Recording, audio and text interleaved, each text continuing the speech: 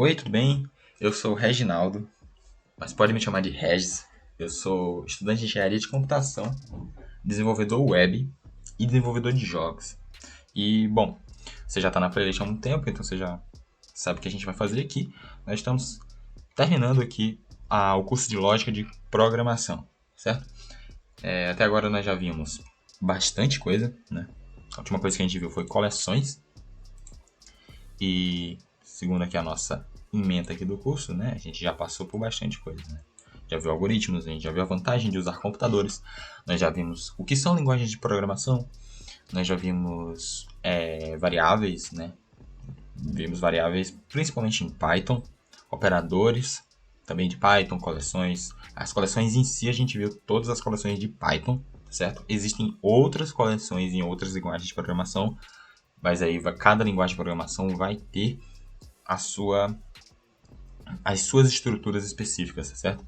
Então, a depender da linguagem de programação, você vai ver uma estrutura ou outra. Só que aqui, para nossa lógica de programação, o que importa de verdade é a gente entender que coleções são conjuntos de informações, conjuntos de variáveis, conjuntos de informações. Essas informações elas podem ser de um tipo só ou de vários tipos diferentes, né?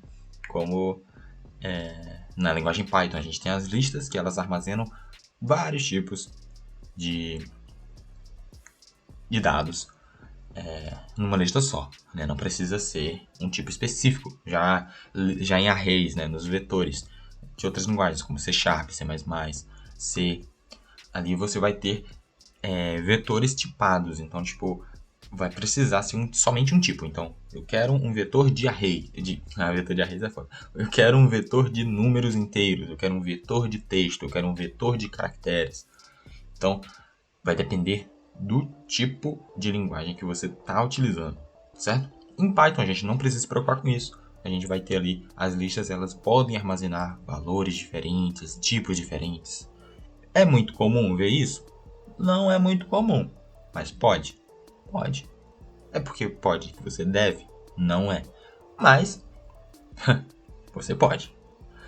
Enfim. Agora a gente vai ver uma coisa muito importante que é o controle de fluxo.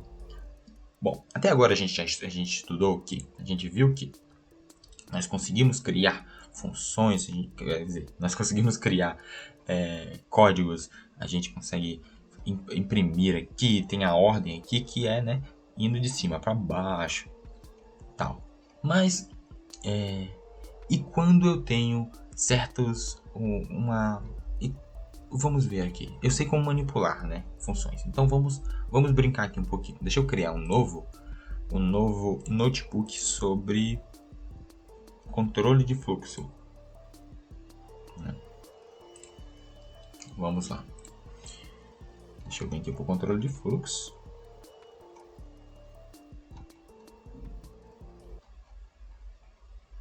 Controle de fluxo, né? Então, existem basicamente dois problemas que a gente vai resolver com o controle de fluxo, tá certo? Que problema é esse? É quando a gente tem uma condição para que algo aconteça, certo? Como assim uma condição? Já já que eu te explico. Ou quando tem um pedaço de código que você precisa, que você percebe que ele pode ser repetido várias vezes e você está fazendo isso na mão mesmo. Você não precisa. Quando você identifica que tem um padrão claro ali, você tem estruturas que você consegue controlar esse fluxo para que ele volte quantas vezes você precisa e repita aquele bloco de código, certo? E isso é o que a gente vai estudar aqui agora. Existem dois tipos de estruturas que estão relacionadas com o controle de fluxo. São as estruturas condicionais e são as estruturas de repetição. Exatamente isso. Condicional. O que é uma estrutura condicional? É uma estrutura que tem uma condição. Ou seja, ele vai entrar em certo bloco, ele vai executar certo bloco a depender de uma condição. Condição. O que é uma condição? Basicamente, uma condição é no final das contas vai ser um valor booleano. Toda vez que ele for verdadeiro, você vai entrar lá dentro. Mas como que a gente mexe com valores booleanos mesmo? Lembra lá? operadores de comparação normalmente retornam valores booleanos. Então a gente pode fazer isso. Vamos ver aqui. Vem comigo e bora dar uma olhada nisso. As primeiras estruturas que eu vou te mostrar vai ser as estruturas condicionais, né? Condicionais. Aqui a gente está tratando de controle de fluxo. As estruturas condicionais. Em Python vão existir 3 estruturas condicionais. Aliás, 4 estruturas condicionais, né? Vamos ter o if, vamos ter o else, vamos ter o elif e vamos ter uma combinação aqui que é o match case, né? Vamos estudar cada um devagar. Vamos pensar agora em um sistema que verifica a nota de um aluno. Vamos ver aqui, ó, tem nota 1. Aliás, vamos ter aqui, ó, notas. A gente aprendeu a mexer com listas, não é mesmo? Então vamos ver aqui, notas. Eu tenho a nota 1, vamos dizer aqui que o cara tirou um 5.3. Tem a nota 2, que o cara tirou um 6.7. E temos a nota 3, que o cara tirou um 9.5. O maluco arrasou na última nota. E aqui a gente tem a média. Opa, média. Média final, né? Final. E aí, como que a gente pode fazer essa média final, né? A gente pode pegar os valores aí, né? Notas. Pode pegar a nota 1, né? O 0, o índice 0. Somar notas, o índice 1. E somar com notas, índice 2. É a única forma para fazer? Não é a única forma para fazer. Mas é uma forma que dá para fazer, certo? E dividir por 3 aqui nesse caso. Então vamos lá. Com isso a gente vai ter a média final calculada. É uma média aritmética simples aqui, tá certo? E, bom, o que a gente pode fazer assim? Ó, vamos imprimir, né? Print a média final. Média final. O cara tirou 7.16. Digamos que nesse sistema a nota para passar é 6. Nota para passar é 6. Então esse cara está aprovado. Se a nota é 6, então a gente poderia imprimir aprovado. Aprovado. Porém, e se ele não tivesse sido aprovado? Se ele tivesse dado um 1.5 aqui, a média seria 4.5. Mas não está aprovado aqui. Aí eu teria que mudar aqui para reprovado. Porque agora ele não está aprovado. A média é menor do que 6, ele está reprovado. Ok, mas... Poxa, eu queria que isso aqui fosse automático. Eu vou ter que voltar aqui toda vez e mudar? Não faz sentido. Exatamente, não faz sentido. Só que a gente ainda não aprendeu como bloquear a execução de um código, né? O ideal era que a gente tivesse aqui, ó, um print aprovado, outro print reprovado, e que o de cima fosse executado quando ele for aprovado e o de baixo seja executado quando ele for reprovado. E é exatamente isso que a gente vai fazer. Bom, como? Com o if. If se a média, né, final. Então, if, média final. Se, o if significa se em inglês. Então, se a média final for maior ou igual a 6, né, 6.0, então ele pode imprimir aprovado. E aí, se a média final for menor que 6, ele imprime pra gente reprovado. Dessa maneira a gente já tem aqui, ó, o nosso reprovado com 4.5, mas se eu voltar ao 9.5 anterior, ele já imprime que a pessoa foi aprovada. Então, simples assim, tá certo? Simples assim. Você consegue usar o if dessa maneira. Tem um condicional aqui, ó. Isso é uma condição de entrada, a gente chama de condição de entrada. Então, ele só entra aqui dentro caso essa condição seja satisfeita. Caso ela não seja satisfeita, ele sai, tá certo? Então, aliás, ele não sai, ele só passa direto. Ele finge que isso aqui não existe e ele passa para o próximo. Quando ele chega aqui, ele verifica a nova condição de parada e ele já imprime. Só que, nesse caso aqui, a gente tem dois casos aqui, ó, duas comparações aqui. E perceba que se a nota não for maior ou igual a 6, automaticamente ela é menor do que 6. Né? Então, aqui a gente pode usar uma estrutura diferente, que é a estrutura chamada de else. Ih, caramba, foi tudo. Else. O else, ele é o senão. Então, se é isso, faça isso. E aí a gente pode usar o nosso else. E o nosso else ele não vem acompanhado de uma condição. Então, senão, ou seja, se isso for verdadeiro, isso acontece. Se não for verdadeiro, isso acontece. E funciona da mesma forma. Se eu colocar aqui um 3.5, ele continua reprovado. Certo? Mas digamos que esse sistema ele tem outra forma. A pessoa pode ser aprovada, ela pode ser reprovada, mas caso a nota dela esteja entre 5 e 6, ela fica de recuperação final. Como que a gente implementa isso? Bom, a gente pode fazer da seguinte maneira. Nós podemos utilizar o aninhamento. Né? Aninhamentos são ifs dentro de ifs, praticamente é isso. Então, por exemplo, se a média for maior ou igual a 6, o cara foi aprovado.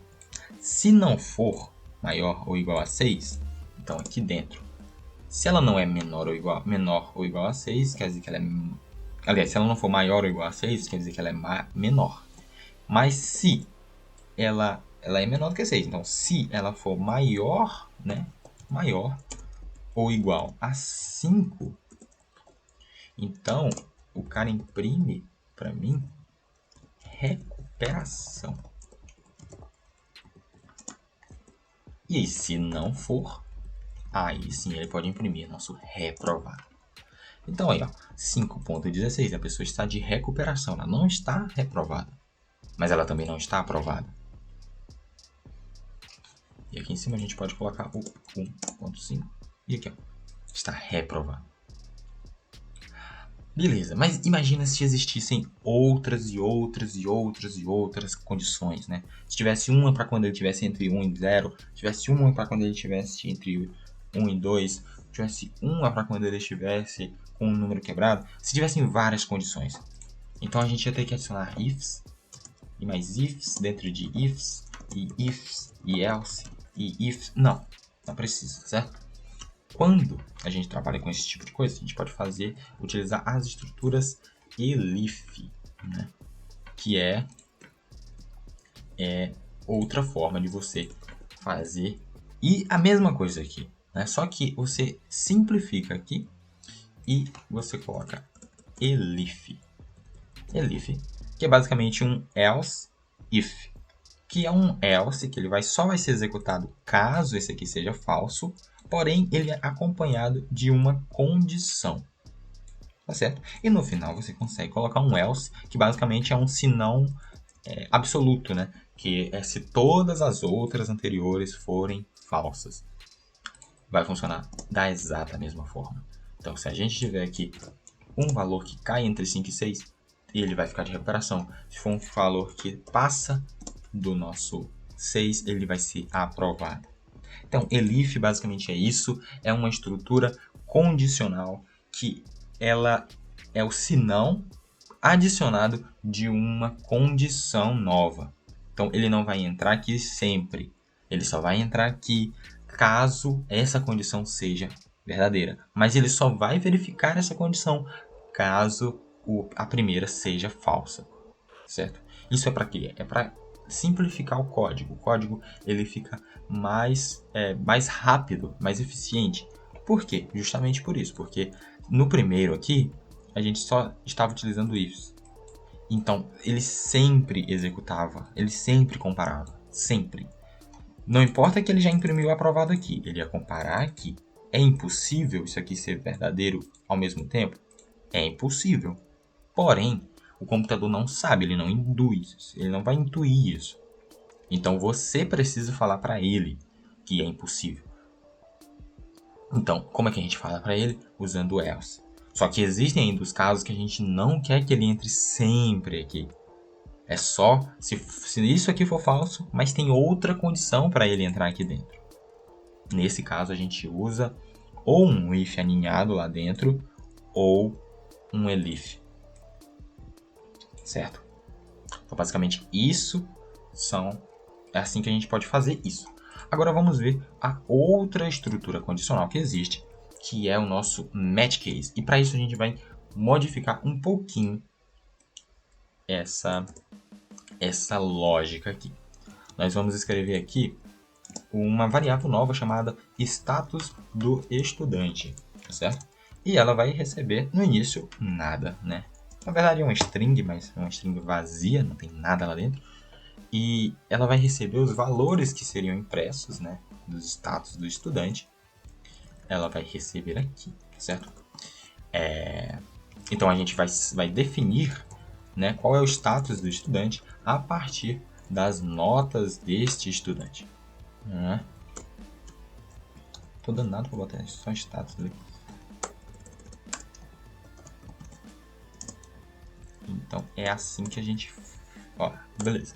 Então, agora o status do estudante, ele recebe aquele valor que era impresso na tela anteriormente, tá certo? E como que a gente... E o que é que a gente... Para que isso serve, né? Bom, toda vez... Eu vou te apresentar agora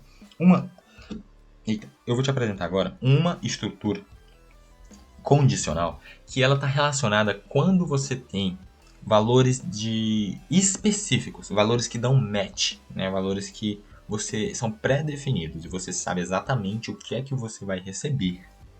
Desse jeito você pode falar match status do estudante, nesse caso a gente vai verificar se a variável status do estudante tem vários valores. Então, caso ela seja aprovado, ele vai fazer o quê? Vai imprimir parabéns.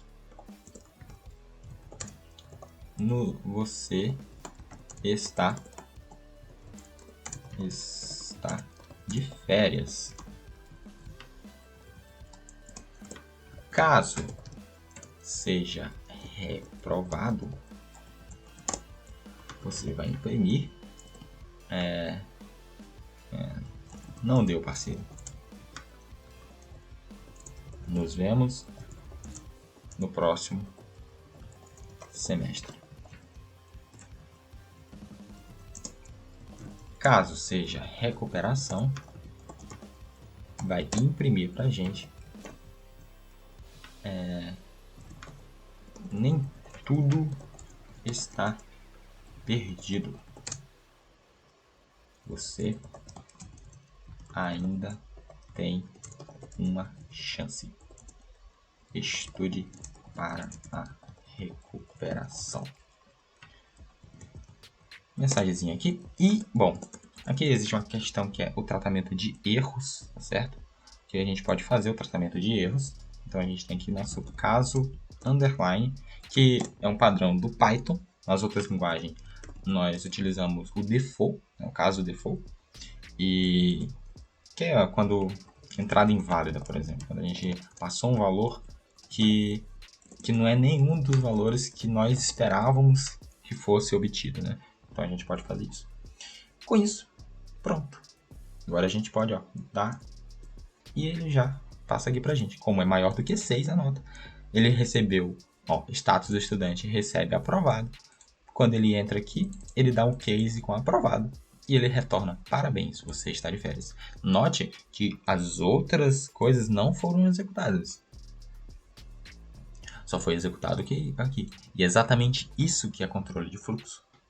Nós estamos controlando o fluxo. O fluxo da aplicação seria o quê? Executar essa linha, depois essa, depois essa, depois essa, depois essa, depois essa.